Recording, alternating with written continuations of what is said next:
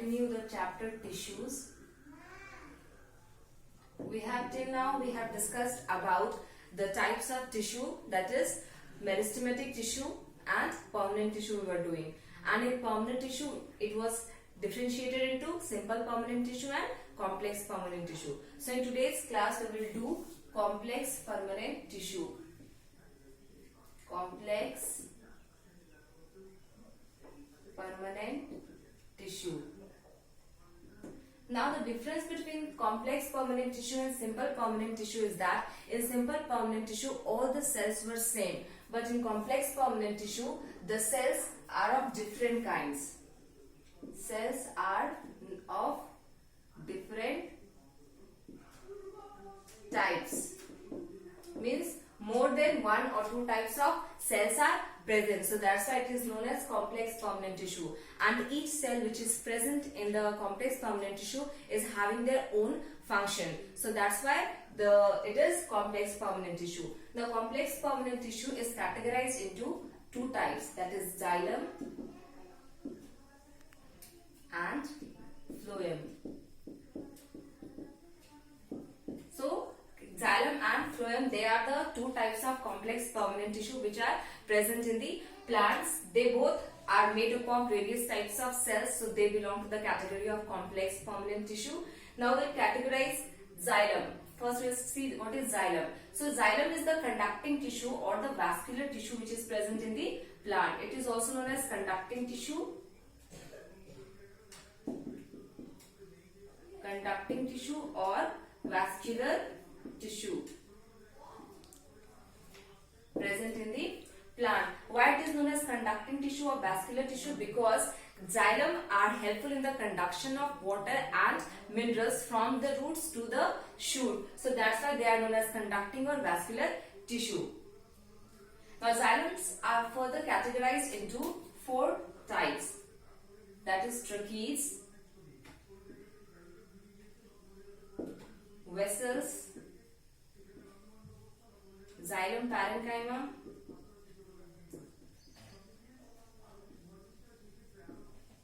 and xylem sclerenchyma,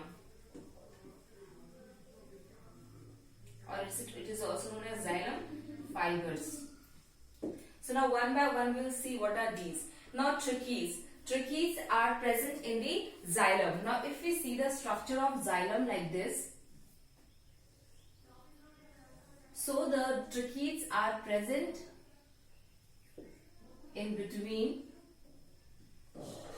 and this is the pipe-like structure, and here the trachees are present which are having a tapering ends, and in between them they are pitted, or they are having some types of scleriform types of thickening in the middle of the. So these are trachees. These are trachees. So trachees are present in the xylem and they are thick walled and they have a tapering end. Tapering end means they have a pointed end. Now trachees are considered as dead cells. Now why they are dead cells? Because when they attain maturity, the protoplast, as I said, what is protoplast? Protoplast consists of the cell organelles, cytoplasm as well as the nucleus. So since the trachees mature, at maturity what they do, they lose protoplast, means they don't contain any kinds of cell organelle, cytoplasm or nucleus. So they are considered as dead cells. Now when they are considered as dead cells, so they gain more capacity to transport water. Why? Because there is no organelles present inside the xylem tracheae. So when there is no space present inside the xylem tracheae, so there it provides a lot of space for the transportation of water. Now if we see the trachees, there are various types of trachees. They may be spiral. This is spiral form of tracheae. They may be annular, like ring-like structure, or they may be spherical, spiral, or we can say reticulate. This type of structure is reticulate, or they may be pitted. So there are various types of trachees present. So here these trachees are present. If you see in detail in microscopic view, you may see these kind of linings or these kind of linings. So any kinds of trachees may be present. Now trachees are having a pit. See, like this they are connected. They are long cells and they are connected like this. And these are nothing but the pits. So what is the function of pits in trachees? So the pits present in the trachees allow the movement or entering of water inside the trachees, and when the water enters inside the trachees through pits, so these are connected, so water moves from the roots to the shoots. So the function of trachea would be that they help in the conduction of water and minerals, and also they provide support to the plant. Now next we move to vessels. Now what are vessels? Vessels are also dead cells, and vessels are cylindrical in structure. If you see the structure of vessel, it is like this. They are small and they are connected one above the other. Means this is one vessel, this is one vessel, and they are arranged at end to end, and when the water enters here, it passes to the next vessel, and like this the water goes on to the shoot. So shoot or the leaves. So the function of vessel is also for the conduction of water and minerals from the roots to the shoot. So trachees and vessels are mainly present in the plant, in the xylem, for the transport of water and minerals. Now if you see the structure here, I have drawn the trachees.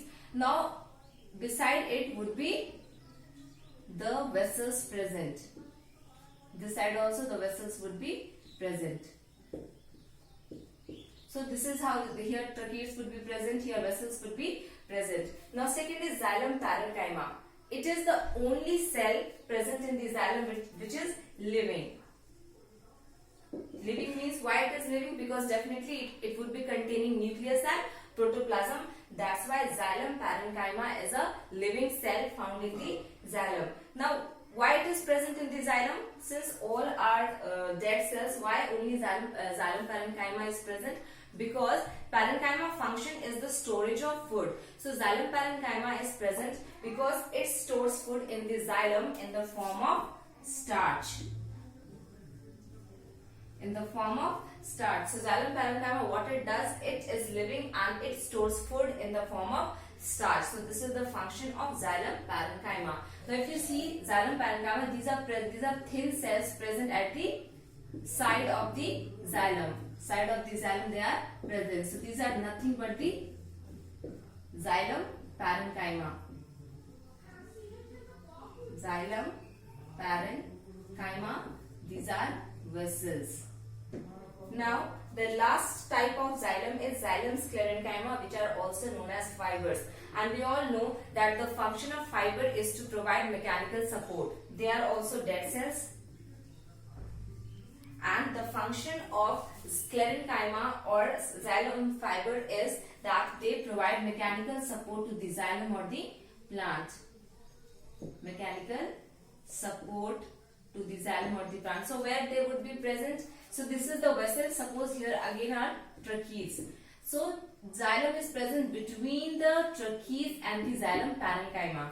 The xylem fiber is present between the trachees and xylem parenchyma. So this is the structure of xylem. Here I have mentioned all the 4 types of xylem. That is this. Here is the xylem trachees. Then beside this is the vessels. Then the outermost part of the xylem is the xylem parenchyma, which stores food, and the xylem fiber is present in between the trachea and the xylem parenchyma, and the function of xylem fiber is to provide mechanical support. Now if we see the function of xylem as a whole, what would be its function? First function would be that it helps in the conduction of water and minerals from the roots to the shoot. Means it is unidirectional. the water cannot come from the leaves or shoot to the roots. No, because roots are the only portion present in the plant which absorb water from the soil and transport it to the plant. So that's why it is unidirectional.